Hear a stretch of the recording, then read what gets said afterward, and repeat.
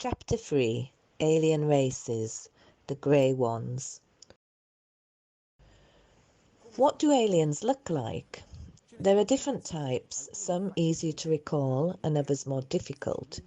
This is due to the fact that they are so different to us, so alien, that when a person is in the presence of one of these others, the subject cannot even comprehend what this being is.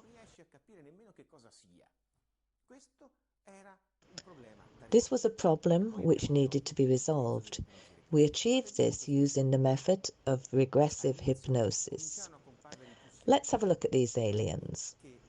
The first to appear are the simpler ones, the ones everyone recognizes, and there is a reason they are so memorable. The small alien, of a height of 1 meter 20 centimeters, with 3 fingers and an opposable thumb, with a longer middle digit, bony hands, dark skin, a small neck and a large elongated head with black shining almond eyes, a lens which reflects like a mirror. When the abductee, the person abducted by the aliens, sees this large-headed creature approaching them, they are immediately struck by these large, glossy, almond-shaped eyes, which almost reach to the back of the head. This smaller alien, of a height of 1 meter 20 centimeters, often observes the abductee, who is usually seated or lying on a bed, by turning their head, presenting their eyes in an almost vertical position. The abductee, when they look in the alien's eyes, see their own reflection, as if in a mirror. The eyes could be likened to those of a giant fly, though completely smooth, without lid movement, without eyelids. There are other characteristics of this type of alien. They move in a very different way to us. First the upper part of the body, followed by the bottom half. When they turn, walking quickly, they make a noise, almost a scampering like a rabbit. The person on the bed is unable to move. They are completely blocked. They can only move their eyes to follow the alien's movement. These small grey aliens only appear in odd-numbered groups. For example, 3, 5, 7, and in a formation evenly divided on each side, with 1 in the middle. So in a group of 7, there will be 3 on each side and 1 at the head. The alien at the head is slightly taller, though no taller than 1 meter 50 centimeters, and is slimmer, with an insect-like face, with a small lipless mouth. The nose, this is just 2 holes. The ears, non-existent. When the alien turns its head, a hole can be seen, but no external ear apparatus. One particular characteristic of this alien type is that they wear no clothes, or if they do, the garment is stuck to their skin. There are no visible genitals, and so no description of these. The neck holding up this huge cranium is very slim. They are lightweight, no more than 25 kilos in weight. How do we know this? No aliens have ever been weighed, but there have been witness accounts detailing that while rebelling, the abductee was able to move and to push and punch the alien, and so was able to attest to their small stature and light weight. During these scuffles, the aliens were pushed into the wall and fell like puppets. Unfortunately, after this event, the subject has no further memories unless under hypnosis. Something strong blocks the mind, and so it is difficult to continue. From these accounts, we can deduce that the aliens weigh between 20 and 25 kilos.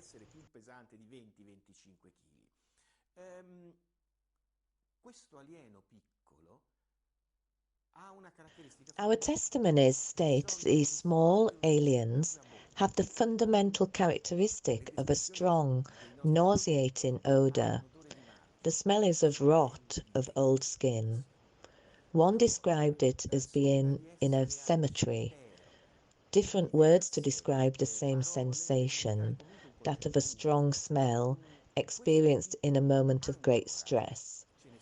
This has helped our subjects to salvage these memories, as we know perfectly well that in moments of great fear and tension, the brain imprints the experience. This is the way the brain works. There is no defense from these aliens. The aliens grasp you and pull you with its strange hands. It pulls you out of bed, it pulls you through the wall, which becomes transparent, and you pass through it. And what awaits you? There is a flying vehicle waiting to take you away.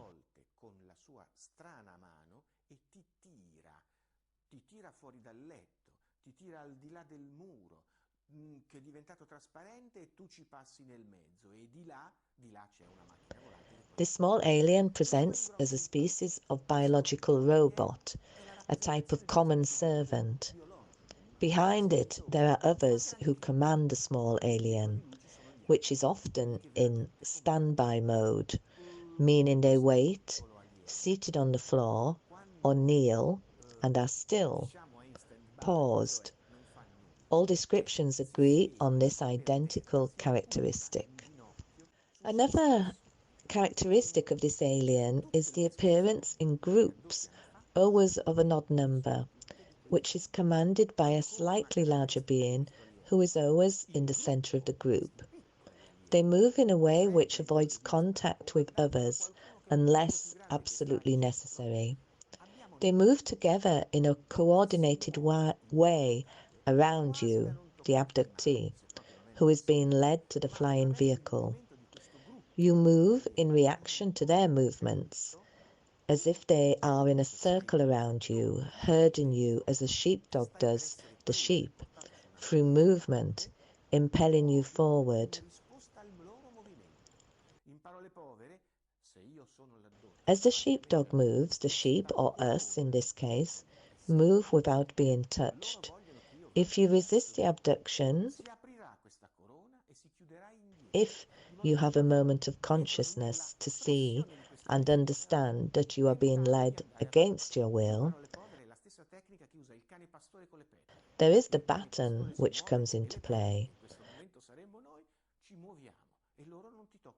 The small alien holds a luminous baton which they touch you with, and you receive a shock, like a taser, the ones used by police in the US, or, for example, animal trainers.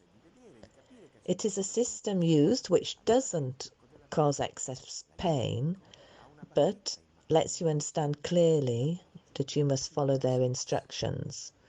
Unspoken instructions, as this type of alien, like all others, speak to you from inside your head.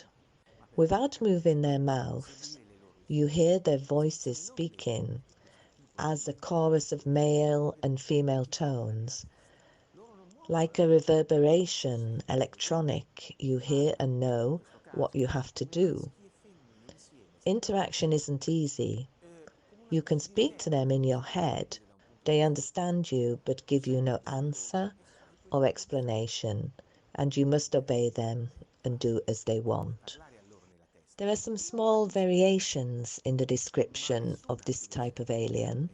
Small variations which we have found are due to the differentiation in this model of alien. This alien is a servant, serving the commanding aliens. Depending on the type of commanders of these small aliens, there are some variations. This initially created some problems, as we didn't understand that this was due to the idea that the descriptions had to be identical to be credible. The testimony variations indicated confusion, but in reality, this is not so. Small variations in skin color, head size, number of fingers, which was usually 3 plus 1, led us to understand that there are variations in this alien model. Why is this the type of alien which is most easily recalled? Simple, because this is the alien present at the beginning and at the end of the abduction.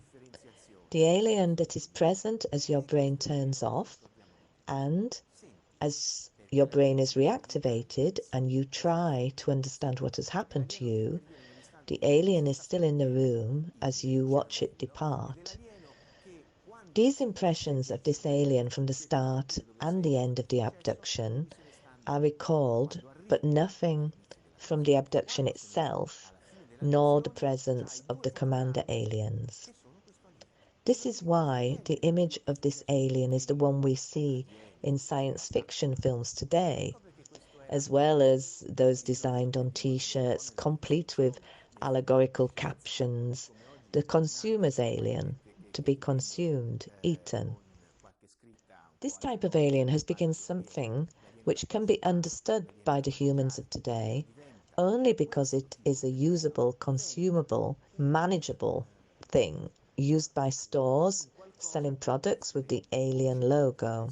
A car manufacturer advertising the alien used this image. The image of the alien featured in the American films of Bud Hopkins, who studied this subject in America. It is the alien image described in John Mack's film Psychiatrist.